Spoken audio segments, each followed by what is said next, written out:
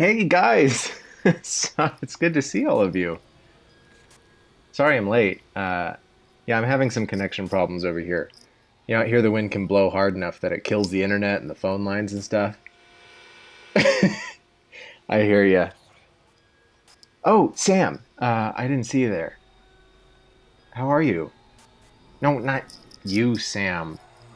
Woman Sam.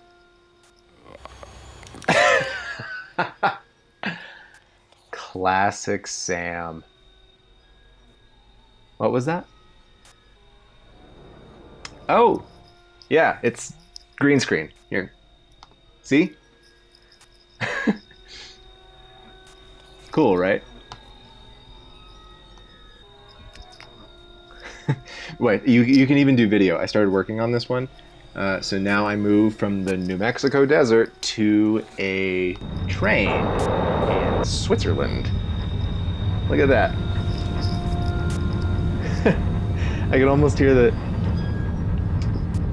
I can hear...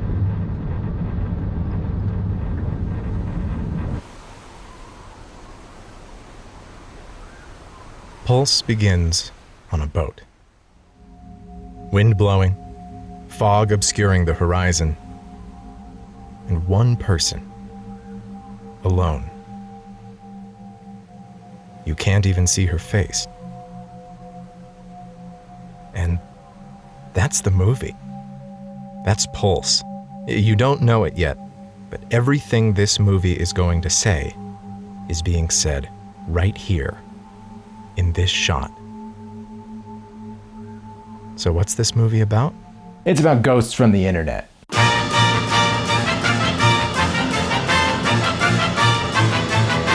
Through a quick voiceover, we're launched back in time, who knows how long. Junko, Michi, and Yabe are on a roof somewhere, working at a plant nursery. Their co-worker, Tagachi, hasn't shown up today, or even all of the past week. And that's bad. There's an important spreadsheet he was supposed to prepare for the business. He's kind of the computer guy around there, so they tried calling, emailing, voicemail, and it's, Go away. They can't reach him. You see, Tagachi is a lot like... Me, I guess. Always online, always connected, yet the moment someone tries to contact him, the social pressure is just too much to bear. So I bury myself. I mean, he buries him. Well, I put in my earbuds and maybe listen to a podcast or something. Put on my sunglasses. No one needs to make eye contact with me. Besides, the world outside is just too bright. It is altogether just too much going on. So, I cover up. Cover my ears, cover my eyes, cover my hands with this phone, cover my face now. I don't even have to shave. Keep everything outside from getting in. Keep everything inside from getting out. So I take all of my thoughts and all of my feelings and I just smother them in this white noise. Scroll the feed, listen to the, whatever. Occasionally interrupt it with a video or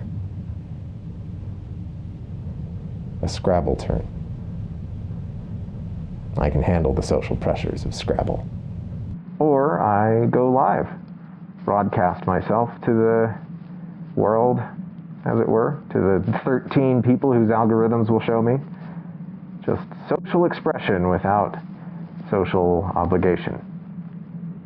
I can do that. That's what I'm all about. Do you mind? Sorry, but we're gonna hit a tunnel anyway, so goodbye.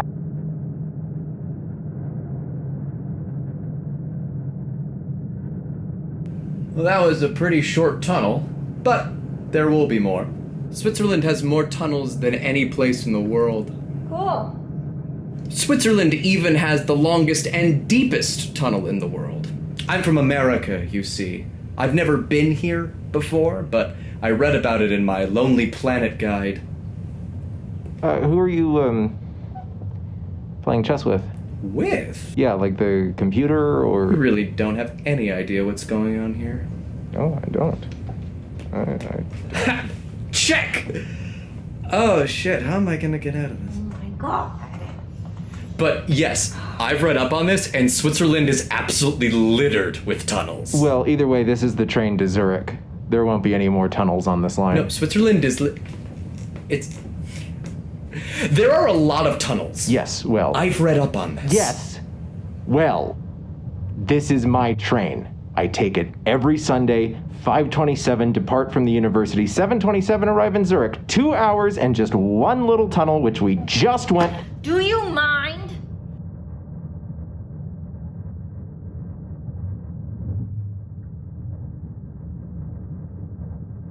Well, now I'm all messed up.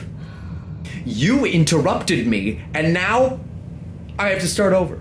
Okay, I've been trying to figure out the Nimzovich defense. Not that you care. I don't. All because you're wrong about the tunnels in Switzerland. I'm not wrong. There's only one...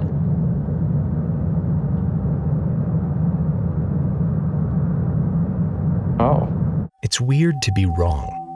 To know the world works a certain way and find out that it doesn't. Or that it did, and the things you took for granted as constant have changed. The events of Pulse are kicked off by the intrusion of something that shouldn't be there. Something that fundamentally changed the course of the world. Though it's not tangible to the main characters, it has altered the very architecture of their everyday lives. This movie came out in Japan in the year 2001, so of course I'm talking about capitalism, baby. The Japanese stock market crashed in 1989 and continued to fall through 1991, leading to a massive recession referred to as the Lost Decade, though that decade was so bad it's been renamed The Lost 20 Years. Pulse takes place right smack dab in the middle and follows a group of young workers and college students living in one of the most expensive cities in the world. In shitty apartments with no furniture, working aimless jobs for not enough pay, not getting married, not able to afford raising a family, just stuck. Like this. For what feels like forever. Michi finds Takachi at his apartment. At first, she doesn't realize he's there. She doesn't even look around to make sure one way or the other. She needs that disc for work, and he wasn't picking up the phone anyway or responding when she knocked. But we see him. And when he stands up, what is that? What is that weird sound? What gets me about it isn't the slowed down slide whistle, but that tiny, high-pitched hum. Like a screen turned on. An old cathode ray screen. Electrons blasting out of an array, static building up on the glass, the air polarizing. Something has entered this world. なんだ、いたんだ。みち、何？ずっと連絡くんないから心配してたんだよ。そっか、ごめん。You know, it's striking just how shitty this apartment is. Monitors piled up on top of each other, plastic curtains, bed sheets hung up. Just garbage living. Very relatable. ちゃんとさ、ラベルとか貼っときなよ。 This scene is long. You know something is wrong because of Takachi's behavior, the sounds, the glitching shots as Michi knocks on the door. But there's clearly something grounded here. It could easily be the opening of a stage play. There's so much business walking around, looking for a disc, picking up some chords. It takes a lot of time.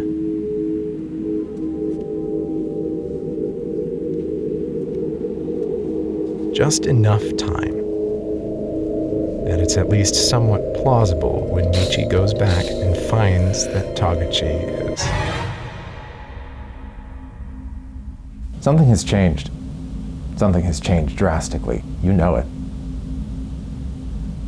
We even have a name for it, right? Recession, COVID, lockdown. We know when disaster strikes. There's no denying it. You can feel it in your heart, in your wallet, in your lungs. How many days have you lived that were exactly the same? And now your entire concept of a day has suddenly changed. You're not going to work. You're not going out to eat.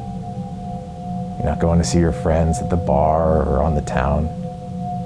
You're not visiting your grandma because you might make her sick. Besides, you can't afford the gas anyway.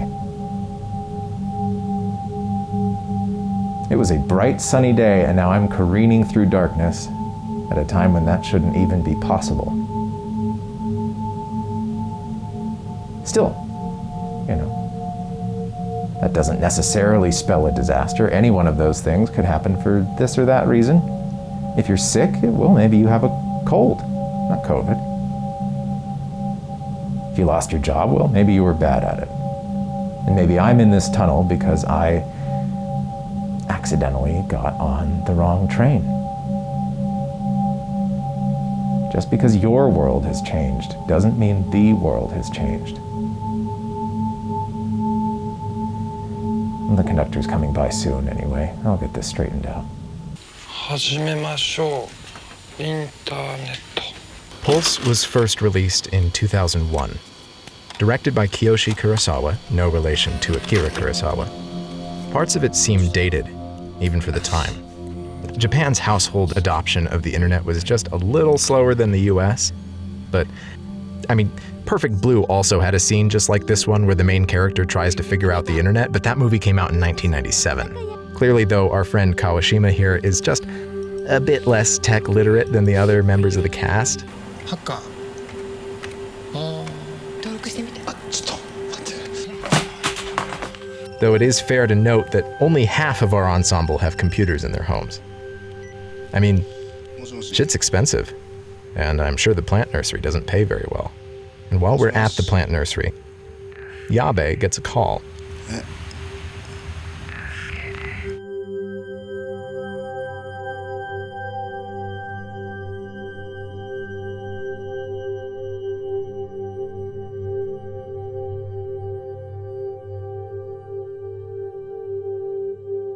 And I think I'm going to take a moment to talk about this scene in particular, since I'm still Waiting for the conductor to come by. Shut up!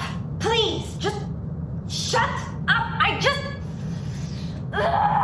Yeah, okay, sorry. It's just, we're in a tunnel right now. And we've been in the tunnel for 10 minutes. There's not supposed to be. Doesn't that bother you? What bothers me is that I can't read my book. Well, it is kind of dark to read because of the whole tunnel thing. There's enough light for me to read. But someone just keeps talking! Just let me read my book! Don't you care? Don't you see what's happening? I think something might be really wrong here. And I think... Look, I just want to read my book. Yabe heads out to Tagachi's apartment, taking the same bizarre rear projection bus that Michi took. You really only see people traveling from one place to the next if they're going a long way. Tagachi lives way out there. Lived way out there. The same massive housing complex, the same concrete stairs, nighttime mirrors of Michi's visit. Yabe gets into the apartment, and it looks the same. A couple days have passed, but everything is where it was. Nothing's cleaner, nothing's moved around, and the phone is still unplugged. And now the camera moves, pulling us in. Yabe fiddles around with more chords and finds this.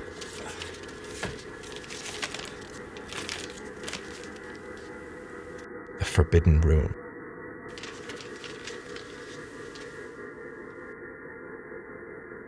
in the darkness behind as the camera moves again, almost like the wind is shifting, steering Yabe and us toward what we don't want to see.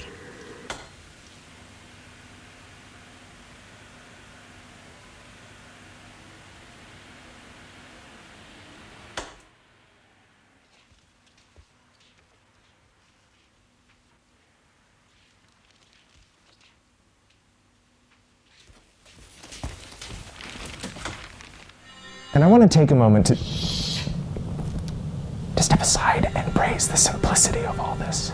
Kurosawa, at this point in his career, knows precisely how he wants to scare you. The long, still compositions, the huge empty spaces in the background, the camera movements that are so deliberate, that precede Yabe's own movements, to let you know an invisible force is manipulating you. A few years after Ringu kicked off a series of movies that became international horror hits, soon movies filled with gray children, self-replicating curses, and sinister late 20th century technology were being imported and remade, ousting Wes Craven's slasher sequels and goofy vampires. It was no longer the age of boobs and blood. It was the era of J-horror. Horror in Japan, as a genre, has a long, robust history, long predating the art of film. While Western canon drama also has its fair share of ghosts and witches, to be sure, Japanese theater, from the highbrow to the common, was filled with ghosts, demons, and exorcisms. Through the 19th century, as in Europe, Japan produced a ton of popular ghost plays. When film arrived in Japan in the 1890s, just as Méliès and George A. Smith were making spooky short films, so too did Shiro Asano, whose films of ghosts and reanimating corpses, unfortunately, no longer exist. Pre-war Japanese films, in general, have not survived, especially horror films. There are some really sterling examples, like A Page of Madness, showing just how extreme, just how bold and kinetic and in-your-face early Japanese horror films could be, but there's not a ton to work off of. After the war, we saw a lot of nuclear-age kaiju movies.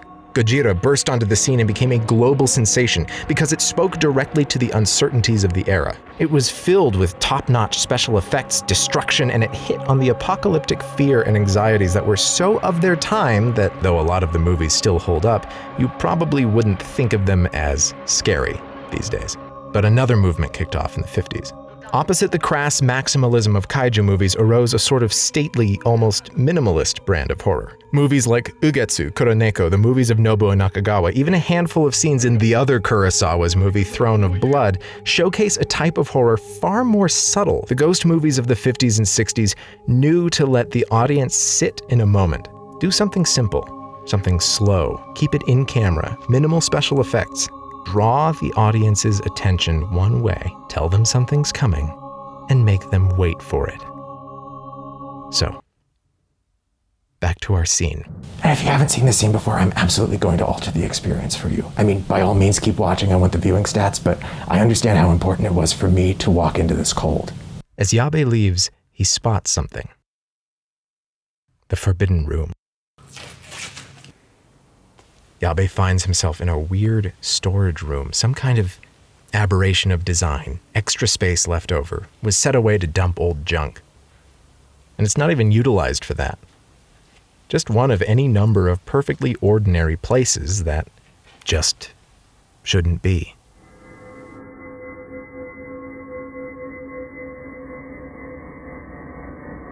And as the ghost approaches, the mundane growdiness of this room becomes something else. Something accented, like the cabinet of Dr. Caligari. The lines and the light are so deliberate and strange, a space that is one with the events that occur within it. Kurosawa walked into this movie saying he wanted the cinematography to be almost as objective as a security camera. Close-ups of the actors' faces are very rare. The takes in this movie tend to be long, the camera is usually far away with minimal movement, and when a close-up happens, it is key.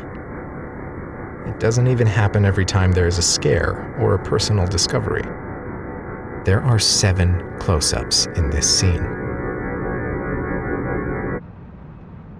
Here you go. Your transfer is at our next stop in Olton. 6:37. Thank you. What time is it now? 6:20. Tickets? Tickets? Yeah, excuse me, I think I'm gonna have to pay. Why is that?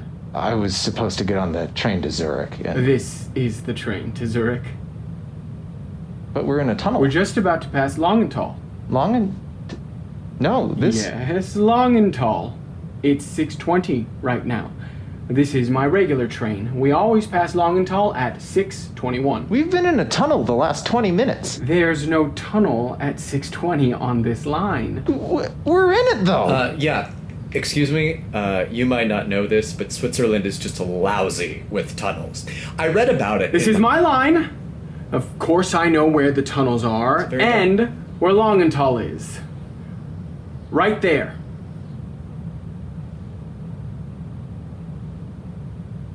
That's a wall. It's 6:21 right now. A tunnel wall. Is Longenthal a weird German word for granite? Because that's granite, and I would know because, oh no. Oh, was it black's turn or white? Ooh. You keep distracting me. I'm gonna have to start all over again. It's the US versus USSR. Yet we more or less are. No one can deny that these are difficult times. Dick.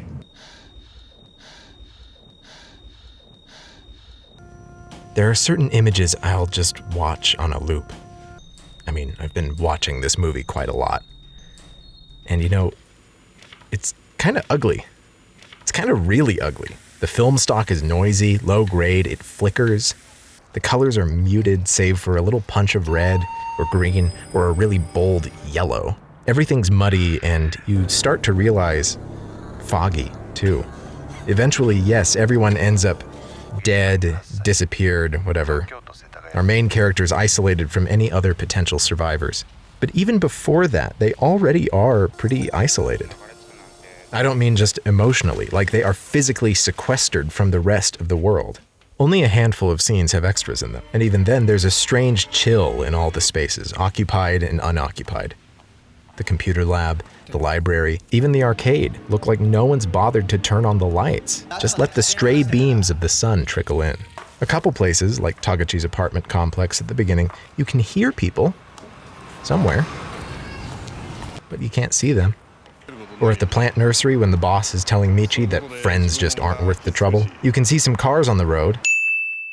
But throughout the film, every character seems like they've been wrapped in a sheet of fog, already alone in a silent world. So it makes sense for them to turn from their gray-beige universe to their gray-beige computer. The grounded earthiness of this movie follows even in the ways people interact with their PCs, and that's weirdly unique. Probably for no other reason than just boring legal stuff regarding brands. Whenever you see computers being used in Hollywood movies, especially technophobic thrillers from the era like Fear.com or the American remake of Pulse, and that's the last time I'm going to be mentioning that here, sorry, just don't care, bad, boring movie, don't watch it. Every attempt to display a computer interface falls into the trap of trying too hard to be sleek, or futuristic, or non-actionable. In the real Pulse, they're clearly using, like, Windows 98. The tech is boring and ordinary, and even whenever the movie is showing you what's happening on screen, it'll shoot a little off-center, so you always see the edge. This is just some plastic and glass. Just like whatever you are watching this on right now. It does seem pretty dark out there. Yeah. Must be a pretty bad storm that rolled in or something. It's only 6:21. Much darker than it usually is at this time. I would know. It's my regular train. I need to speak to the chief conductor. Okay, Karen. What? I said he was in the dining car. Thank you. We'll be stopping in Olton in 15 minutes.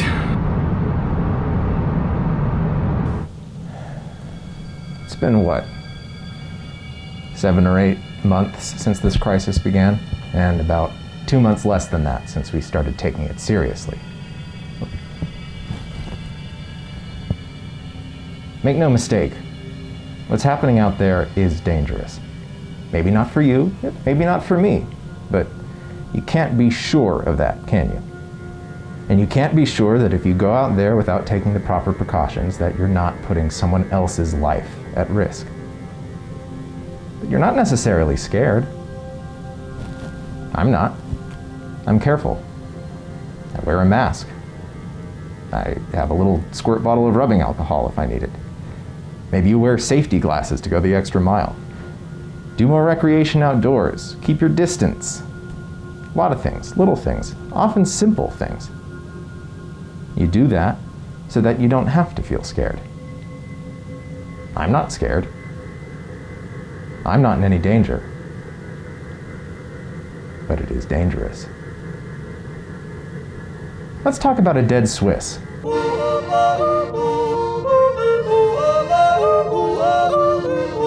Friedrich Dürrenmatt lived his entire life in Switzerland. During World War II, his country was famously neutral. However, it was nestled in the mountains between Nazi Germany, Fascist Italy, and Allied, eventually conquered France. Now, the war never came to Switzerland, but Switzerland was ready, digging trenches, building bunkers, and even setting up their bridges with bombs, if that's what it came to. Friedrich Dürrenmatt, like any ordinary Swiss citizen, was called in for his mandatory service. However, he was dismissed after just a few days due to his extreme nearsightedness. And he lived the rest of the war in an attic in Bern, where he painted the walls, wrote angry leaflets, and got drunk late at home when all the bars were closed. He didn't write his King Lear during the blackouts, but it shaped him as a writer. In 1952, he published The Tunnel, the short story being referenced right here. He gazed through the window of his glasses, through the window of his apartment in Bern, into Switzerland, which itself had become a window, trying through all the fog to peer into the world at war. And now, we're in a global pandemic. Well, I'm not in a pandemic, I'm at home. I'm looking at my computer screen. I'm not in any danger. But the danger is real.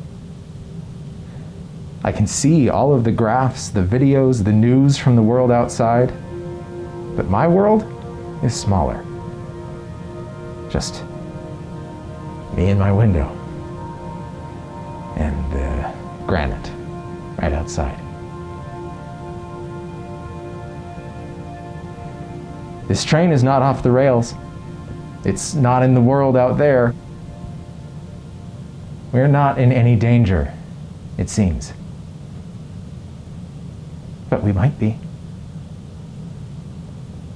And we know something is wrong. So how do we connect to the world? Why do I keep watching Pulse? Why can't I write anything or do anything? I can't focus enough to read a book. I'm not even playing video games anymore. But this story hits me in some place more real than reality. This thing from 2001, when no apocalyptic event was happening, speaks to a global pandemic. それあんまり見てると嫌になるよ。 Dürrenmatt himself said, The abyss can only lie in the fantastical. That is, in the possible. Once the abyss shifts to reality, that is, once it becomes real, creating it becomes impossible, because the abyss will swallow it all. And there's nothing left to counter it. Excuse me. Yes, can I help you? You're the chief conductor, right? Yes, I am. We're in a tunnel. Do you smoke? We've been in a tunnel the last 25 minutes. It's just kind of a yes or no question. I don't usually, it's not very good for you. Sometimes, yes. I've got 2 cigarettes left in this pack. Won't be able to pick up another pack till Olton. And smoking is important, especially sharing a smoke with someone else. So, care to join me? Did you hear what I just said? Does anyone here understand what I'm saying? We'll go through this door. Baggage check. Okay.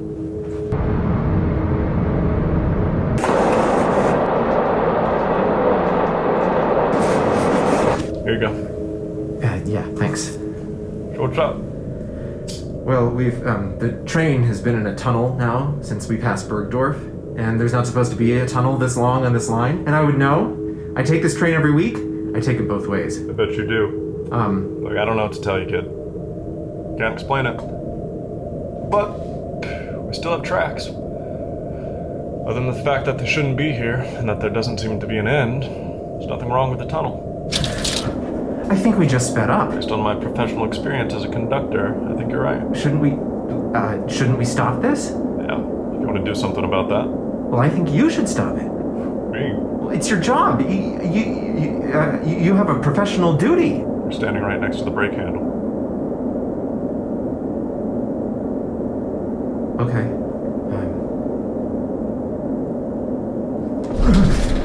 Seems like we're going downhill now. Forget the handle. Doesn't work anyway. Come with me. Where? The engine. We're gonna have to climb. Climb? If you've been a regular follower of our channel, you've seen the one video we made last year. And you know who Josh is. When talking to Josh a while back, he said, "The world that's coming is impossible to imagine."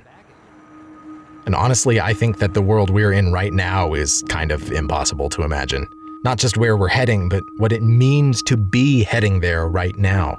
The feeling of it is alienating and overwhelming. For years, we've operated under this dull threat of something is going to happen.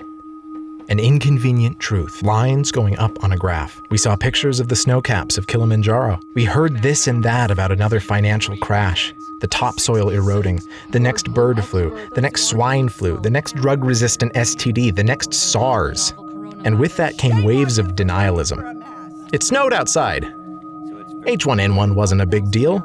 The ice sheet has actually grown this year. It was easy to doubt, because at the end of the day, it was all just messages. It didn't impact your daily life. It was all just some abstract idea of a future that you saw on a screen. Plastic and glass. That sound keeps looping in my head, sometimes so vivid I actually hear it. That slide up, that high-pitched whine. In Pulse, the internet is a medium like any other that keeps bringing things into the world without pushing anything out. And now the ghosts are coming in, but their world is too full, but our world is too full, and they have to push us out. But there's no place for us to go. Dürrenmatt saw 20th century technology as an extension of our senses. TV stretched our eyes over the world, radio, our ears. Telephone, our tongues, pulling us so far from our bodies that we became like ghosts ourselves. And with this internet, we can extend our fingers and hands as well. And now something is happening. Present tense. And it feels in many ways more unreal than the abstract future. We've built up a network of extended eyes and ears and mouths that is now reaching its final goal. We are at home, graphs going up, people are dying. Maybe some friends and loved ones. The eerie silence of a shut-down Manhattan punctured only by erratic ambulance sirens. Engagement is up. Every tech business is salivating because we are literally a captive audience. Views and clicks and nothing to pull our attention away. That screen keeps turning back on and staying on longer. All we have is messages. Our window to the world, as it already was, but is now becoming more so, is the internet.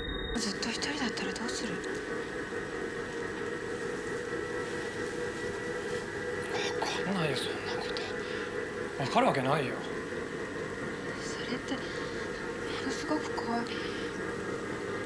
怖くてたまらなくなったの。だって死んでも何も変わらなくて、今のまんまが永久に続くのよ。The internet stretches and disembodies us. But it would not be able to do this to us were we not in a society that had already configured itself towards disembodiment.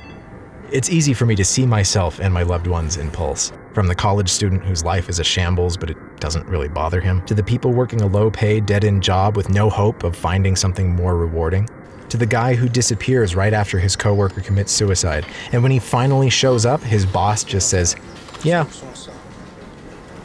To the woman who is so despondent all she can do is wrap herself in a blanket and feebly whisper, "Help me."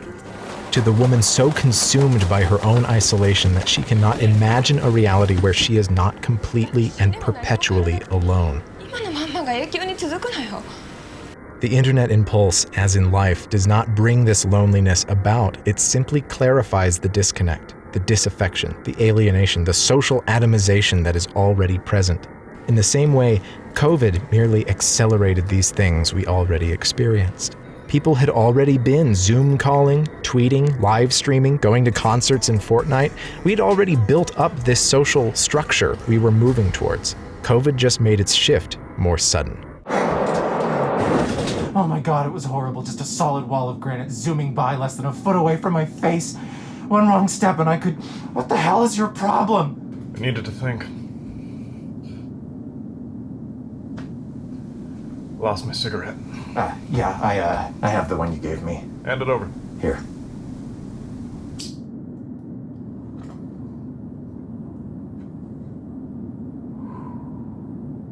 No, thank you. Go ahead. The, Pandemic. We're not even in the same room. Right.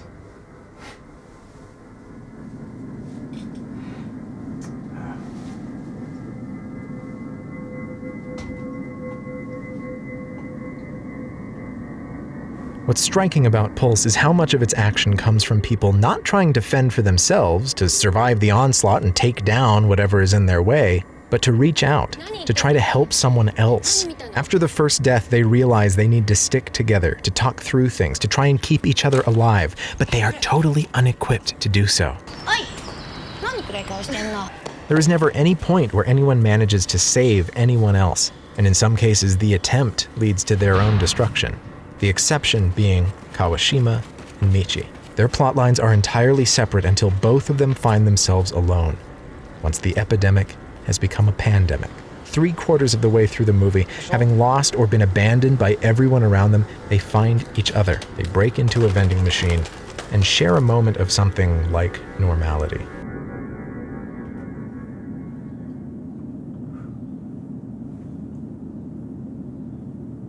It's a nice jacket. Oh, thank you. It's, thrift store purchase. Really? Yeah. It's nice. Yeah, I don't, it looked like it had never been worn before when I got it. I mean, it's... You get moments now and then, and Dürrenmatt talks about this in his story, where your brain temporarily rewires, and you get this feeling like you're in the before times again. Like, you're not talking about what used to be, but rather what still is. Those moments get scarcer and slimmer as a crisis continues on. It's even weird now to watch a movie or a TV show and see people all gathering in a room, or kissing each other on the cheek to say hello. But in a real conversation, with a flesh and blood human being, you can forget, for a moment, that you are surrounded by darkness. And when you're reminded once more that you're barreling down an endless tunnel, it's a comfort to know you can forget.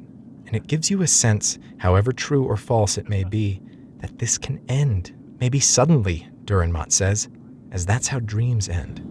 So what's your thing? What do you do? Or what did you do? I used to make immersive theater. What the hell is immersive theater? Well, nothing now. Where's the engineer? Did you see the readout here? We're going 100 miles an hour? Yep. What's the max speed on this thing? 65. We're still speeding up. Hey, you can do whatever you want with those instruments, you know, pull a lever, hit the brakes, whatever you want to do. It's not going to do anything, is it? Nope.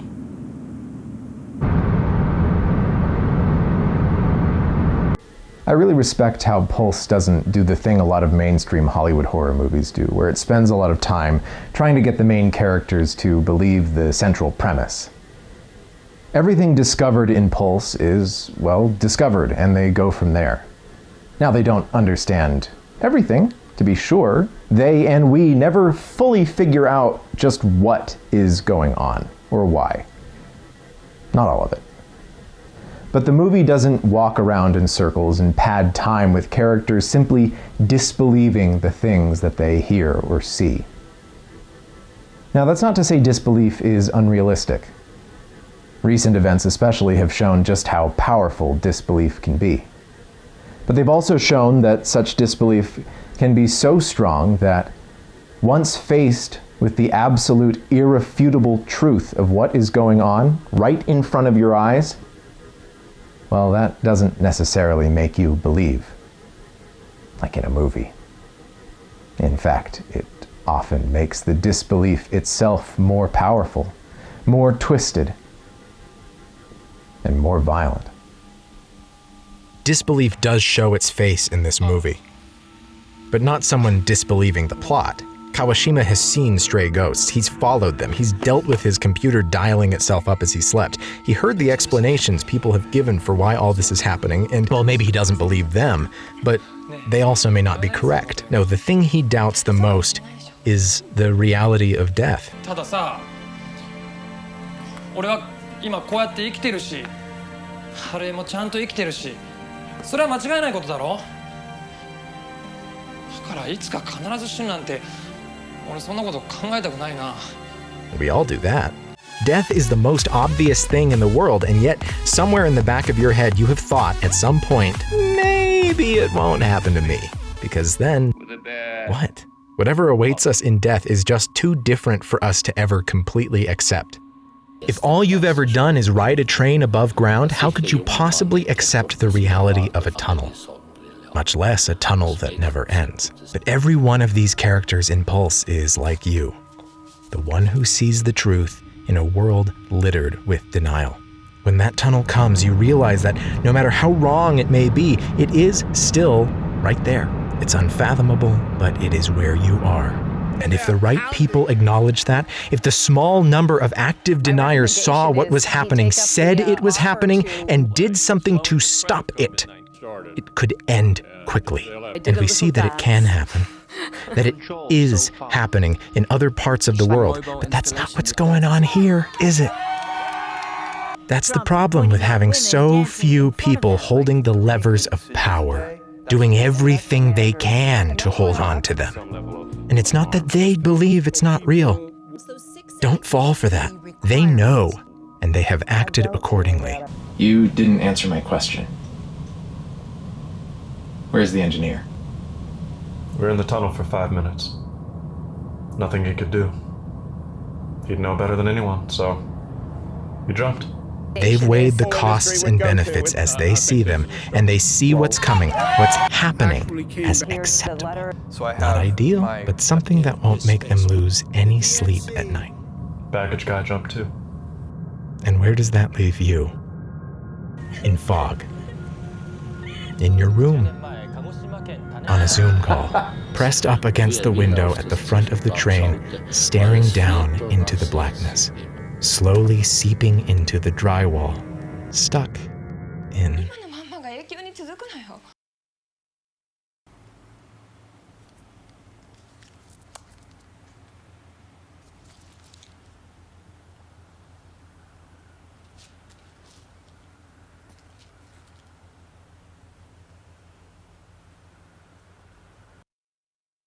Suicide is often commonly understood to be an individual choice or the final consequence of an internal disease.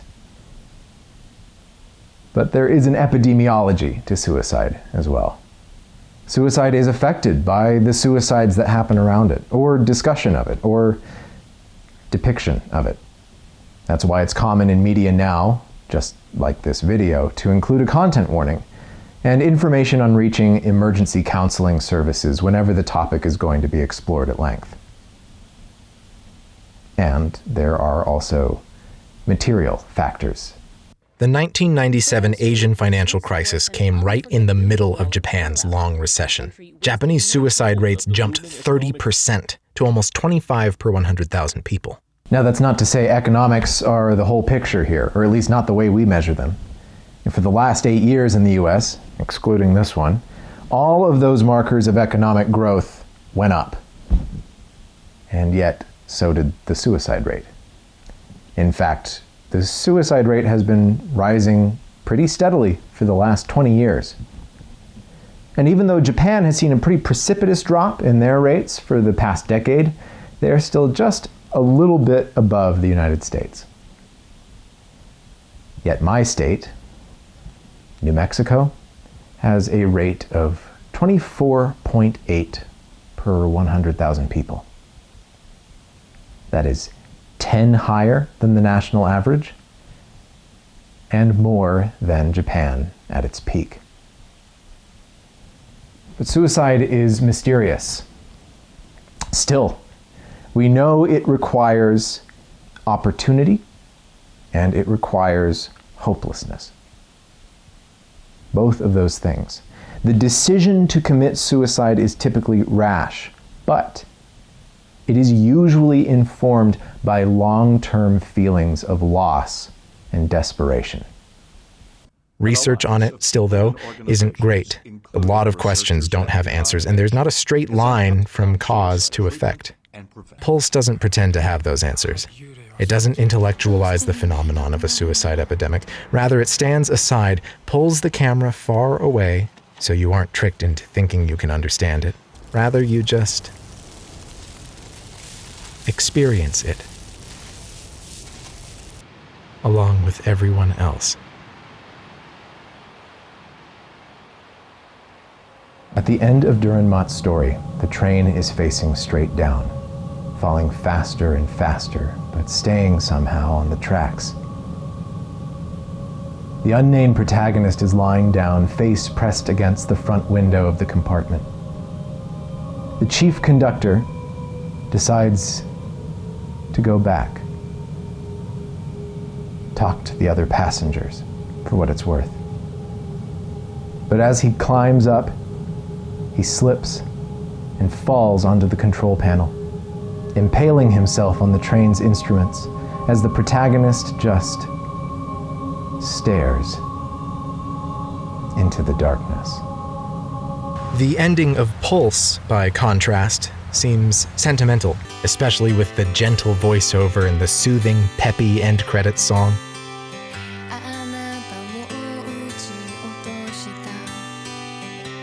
But at the end of the day, we have like 5 people left alive in the world, drifting around on the ocean. No recourse, no zombies to beat back, just Noah's Ark without the animals, and a woman alone in a room with a stain. Kiyoshi Kurosawa says, I take reality and characters who live in a certain kind of world, and then I inject something that's foreign. Through the injection of that foreignness into their daily lives, they start to see their lives differently and reevaluate their realities. That's the overall horror that holds my films together. Every atom of reality as Michi knew it has changed, and there will never, ever be a way back.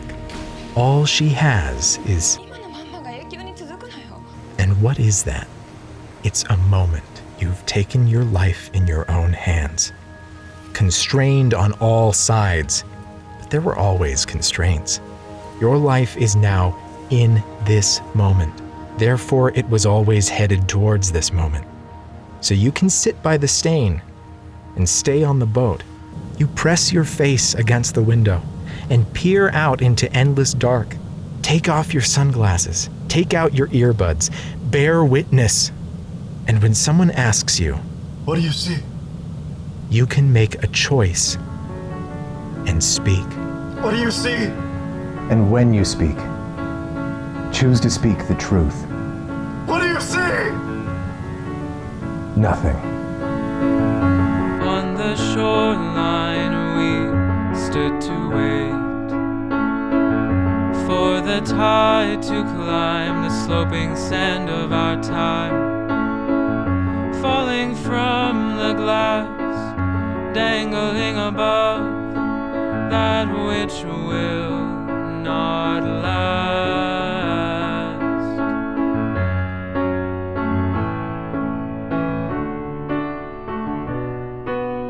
Rivers are oceans are wide, you hope for the night, I sing for the tide.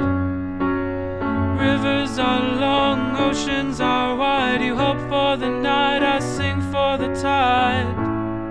To search and crash and draw you on near when your soul is... Hello, thank you for watching our video. I'm Brian with the Worst of All Possible Worlds, and now that I've shaved, I look like Emo Phillips with a mustache. If you liked our video, maybe consider liking our video down there. Any kind of engagement helps with our metrics, and if you want to see more of what we have to offer, please subscribe to us. We're going to have more videos coming down the pipe pretty soon. Our first one was a very long time ago, but that's because we found other work to do, and now we don't necessarily have that kind of work to do because our industries don't really exist anymore and won't exist again for the foreseeable future. Thank you very much, United States of America. But as you can see, we like to talk about difficult subjects on here, and our next videos are not going to be any different. It's hard stuff to monetize for YouTube, so if you want to see us continue this project, maybe consider subscribing to us on Patreon. We want to talk about difficult things. We want to talk about subjects that don't like to be talked about, and that's kind of hard with the current model that YouTube offers, but that's the way that we want to do things. So your money on Patreon will help us continue to make these projects as we go forward. If you like the mask that I was wearing, it also comes in yellow. These are made by my friend Sean Devari. You can find his store down in the link below. The money for these masks goes towards Black Lives Matter. And speaking of links in the bio below, if you like this music as much as I do, check out For the Tide here on YouTube or on Spotify or on Instagram. The links, again, are down there. And if you want to follow any of us from the Worst of All Possible Worlds on our socials, they are right there. So, again, thank you all very much, and stay safe. Is this what makes you whole? Is this what makes you whole?